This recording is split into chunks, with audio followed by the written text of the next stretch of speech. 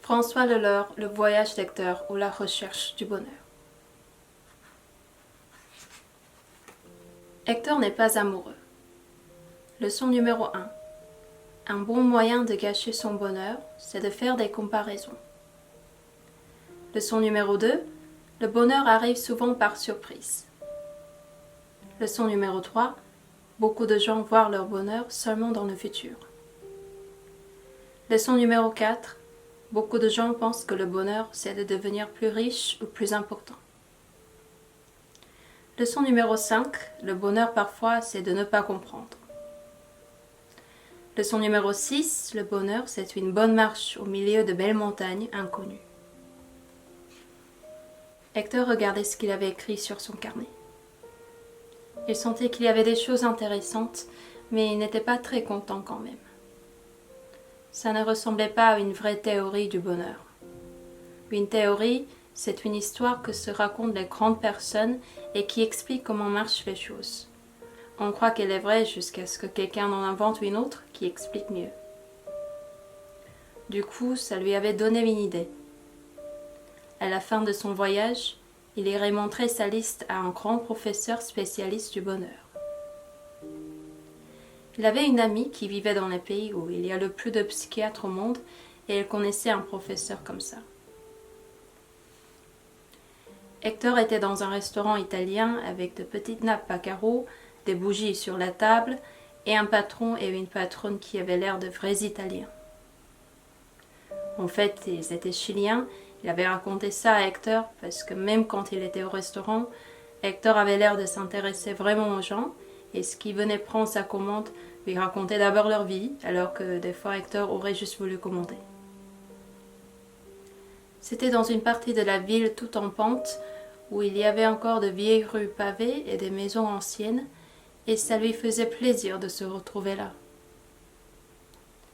Vous vous demandez sans doute où était Edward, mais vous allez bientôt comprendre. Hector se souvint de sa visite au vieux moine. Il nota « Leçon numéro 7. L'erreur, c'est de croire que le bonheur est le but. » Il n'était pas sûr de bien la comprendre, cette leçon-là, mais elle lui semblait très intéressante et il se dit qu'à la fin de son voyage, il retournerait voir le vieux moine. Il se souvint des petites femmes qui riaient assises sur leur toile cirée. Leçon numéro 8.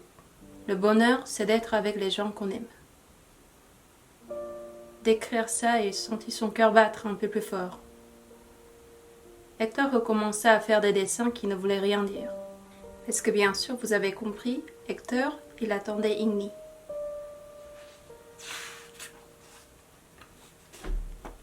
Quand il avait expliqué ça à Edward qu'il voulait revoir Igni, Edward avait dit qu'aujourd'hui ça ne serait pas possible parce que le dimanche, l'endroit plein de jolies chinoises où il l'avait rencontrée était fermé. Mais Hector avait dit qu'il ne voulait pas voir Igni pendant son travail. Il voulait l'inviter à dîner et d'ailleurs, il allait le faire puisqu'il lui avait laissé son numéro de téléphone. Alors là, Edward avait regardé Hector d'un drôle d'air. Et puis il avait dit « Mon pauvre vieux ». Hector s'était un peu énervé.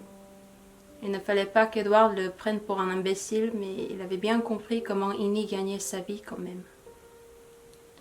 Edward avait dit qu'il ne prenait pas Hector pour un imbécile, mais il voyait qu'Hector était tombé amoureux, et ça, c'était bien pire que d'être un imbécile. Il se faisait du souci pour Hector. Du coup, Hector s'était calmé. Il avait compris qu'Edward était toujours un bon copain. Mais il lui dit qu'il se trompait bien sûr, il n'était pas amoureux de Igni, il voulait juste la revoir. Il demanda à Edward s'il avait déjà eu une petite amie chinoise. Edward dit que non, pas vraiment, mais Hector vit qu'il ne disait pas tout à fait la vérité. N'oubliez pas qu'Hector est psychiatre. Alors Hector ne dit plus rien en faisant et en espérant qu'Edward allait en dire plus. Mais visiblement, Edward, il n'avait pas très envie de raconter l'histoire de Pas vraiment. Il finit par dire avec un soupir « Le problème ici, c'est que tu sais pas si elle t'aime vraiment pour toi ou pour ton passeport. » Et il ajouta au bout d'un moment « Je suis assez vieux pour me poser la question, mais pas encore assez pour me moquer de la réponse. » Et à la manière dont il dit ça, Hector comprit qu'Edward avait été amoureux et que ça n'avait pas dû très bien se passer. Et maintenant, Hector attendait Igny tout seul à sa table dans ce petit restaurant italien.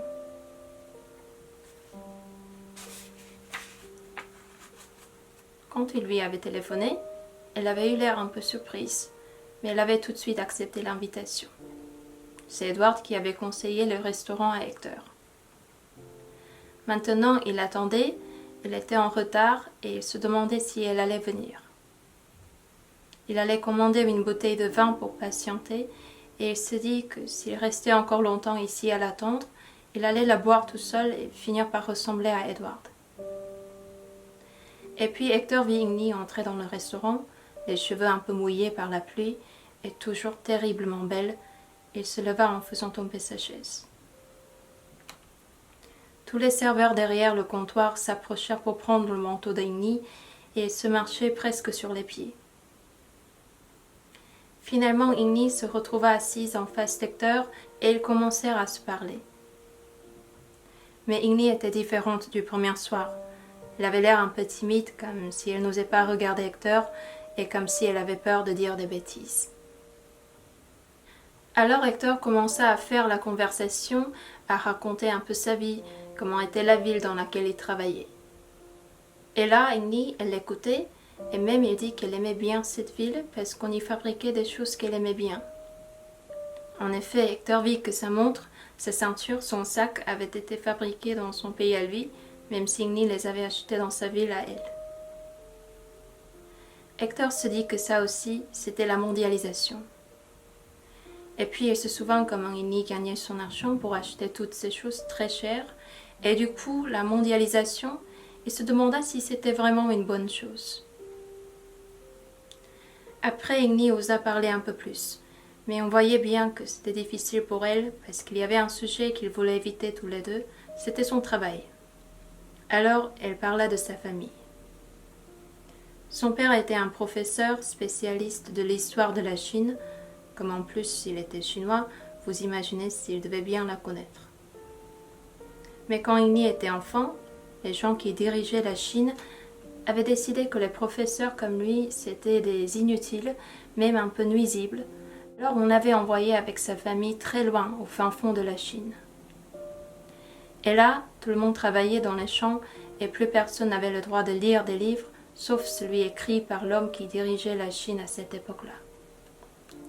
Et du coup, les sœurs d'Igny n'avaient pas été à l'école parce que les enfants des inutiles nuisibles n'en avaient pas le droit et devaient apprendre la vie en labourant les champs. Comme Igny était plus jeune, elle avait quand même pu rattraper un peu d'école, mais son père était mort à ce moment-là. Travailler dans les champs, ça l'avait beaucoup fatiguée et n'avait pas réussi à s'habituer. Elle n'avait pas pu faire beaucoup d'études. C'est pour ça que ses sœurs, qui n'avaient jamais été à l'école, elles pouvaient juste faire ouvrière dans les usines de Charles. Et là, Igny s'arrêta de parler parce qu'elle venait de se rendre compte que maintenant elle allait parler d'elle, pourquoi elle n'était pas ouvrière elle aussi, et c'était un sujet un peu délicat. Bonne nuit.